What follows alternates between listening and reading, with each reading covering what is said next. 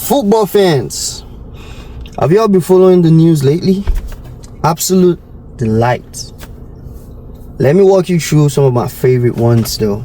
So this dude, Semenyo, remember our guy Semenyo, right? He finally accepted the move to Manchester City. I really think Liverpool didn't push hard enough.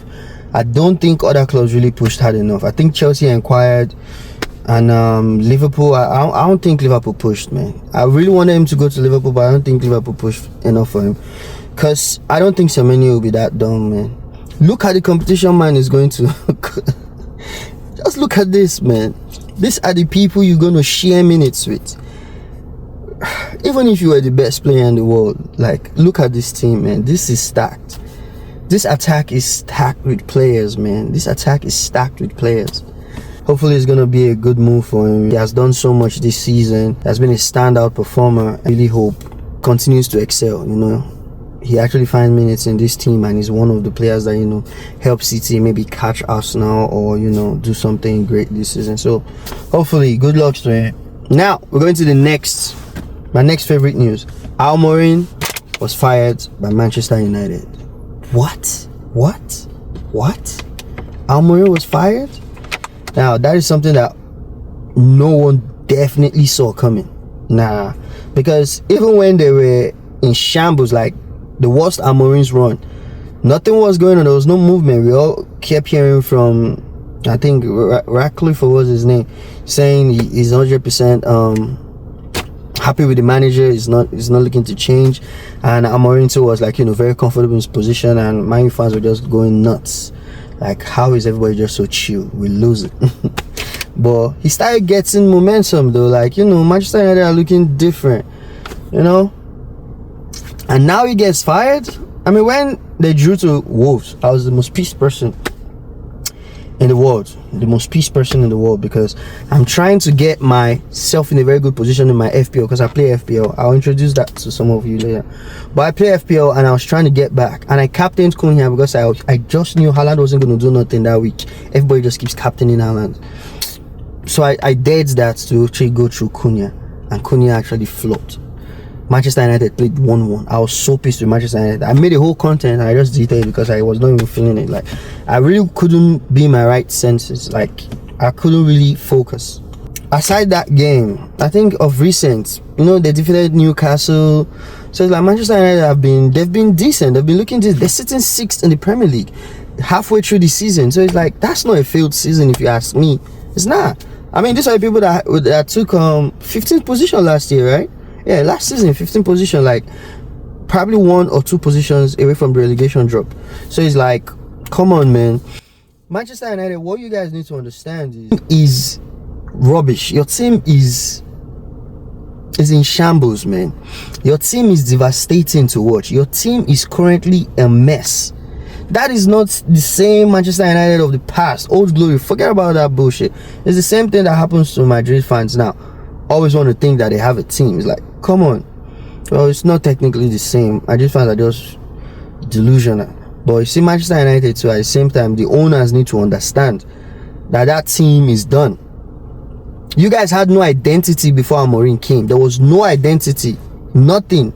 The previous season, you guys ended up 16th or something. There were like 2 positions or 1, them and Tottenham, away from the drop zone. So it's like, why are you coming with so much expectations?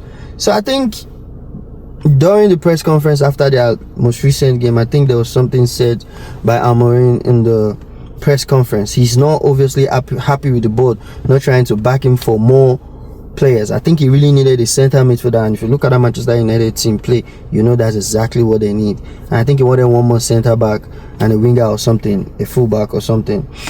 But I think they were not trying to back him up, and that led to his frustration. Why wouldn't you want to back him up? I mean, you all were like, okay, maybe we can actually trust him.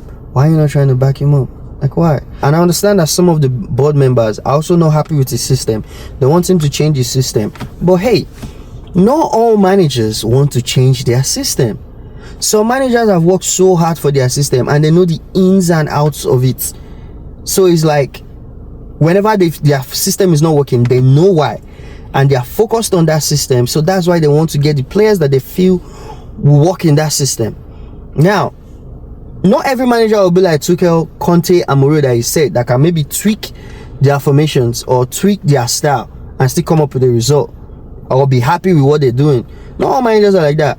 Personally, when I'm actually playing, maybe if it's FIFA or it's a manager game, I don't like to tweak my formations. I don't like it.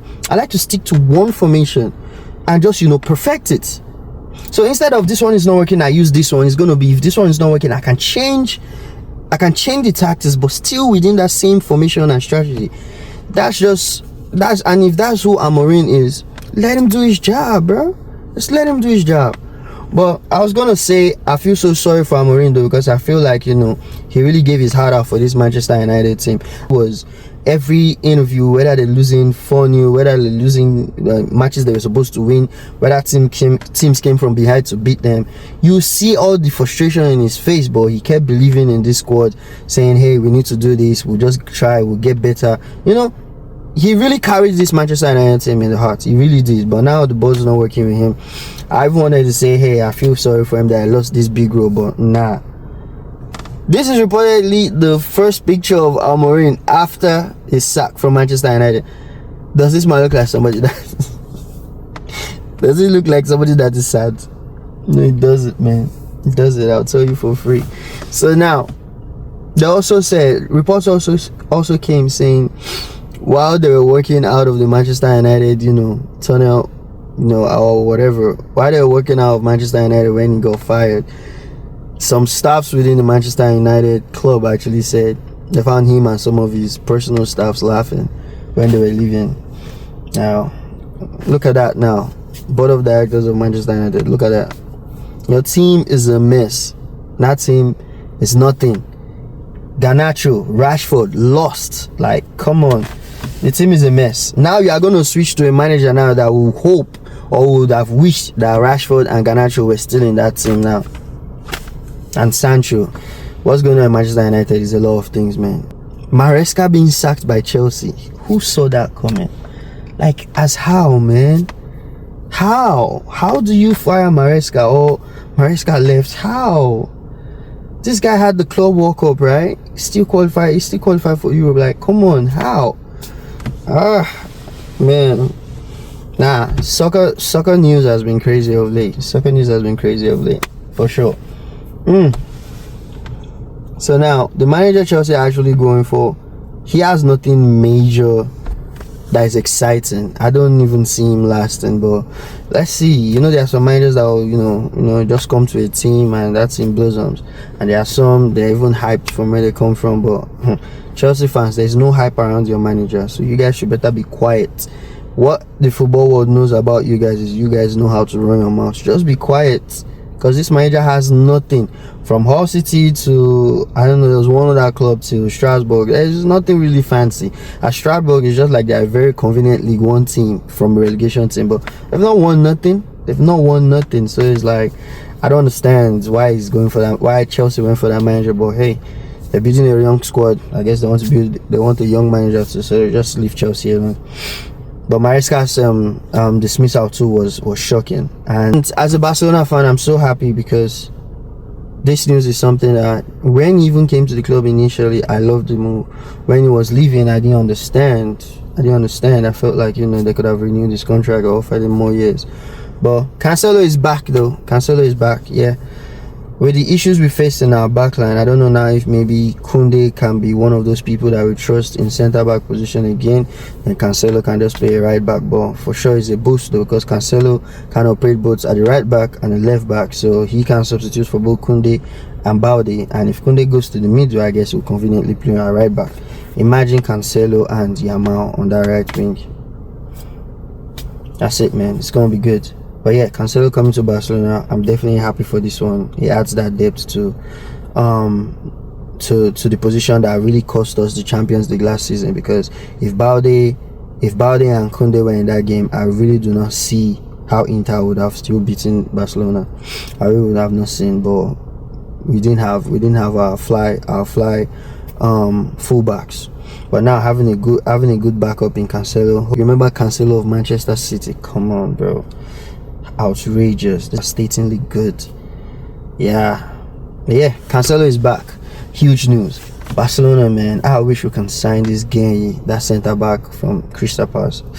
Oh my God, that would be a dream, man. I wish we could get that guy.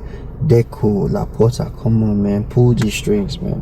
Pull these strings and make this spring wonderful for Barca fans, man. All the summer, bruh. Just come on, man. Pull this string. Get to Barcelona. Come on. Whew. But yeah, and I think that's it for the news. Yeah, there were good results. You know, Barcelona defeating Espanyol. Crazy goalkeeping, man. Joao Garcia, undoubtedly the best signing of the season, man. That guy is crazy. He had the highest saves the season before. That was how he made his name. Coming to Barcelona now, this guy is nuts, man. Picked up from where he stopped, like making crazy saves. How are you making saves like this for you? Like, I'm just happy. Madrid have had Courtois for the longest, and Courtois have saved their ass a whole lot of time. And Barcelona have always had useless goalkeepers. Sturgeon, oh my God! Every devastating loss that Barcelona have ever had, I always blame that Sturgeon. I always blame him. I always blame him. There's a way as a goalkeeper you secure your team, and your team gets motivated to even do more because they've seen that in you. But when it's like every ball that pass you are just like a mannequin in the post. Like, come on, you even kill the morale. You even kill the whatever game is on the players at that point, because it's like all their effort to just keep getting wasted. No, but yeah, Garcia reminds me of De Gea of Manchester United, man. Solid. But yeah, just imagine Maresca now being the manager of Manchester United. And the Chelsea-Manchester United game comes, and Manchester United and Maresca defeat Chelsea. Oh God, the beef is renewed. No. You would not be able to survive in a compound where a Manchester United and a Chelsea fan both living. But yeah, that's everything around the football news that I currently fancy and like to talk about. And I'll talk about FPL a little later. All right, so you guys can stick around for that too. Thank you so much for your support. Like, share, comment, and love. Peace out.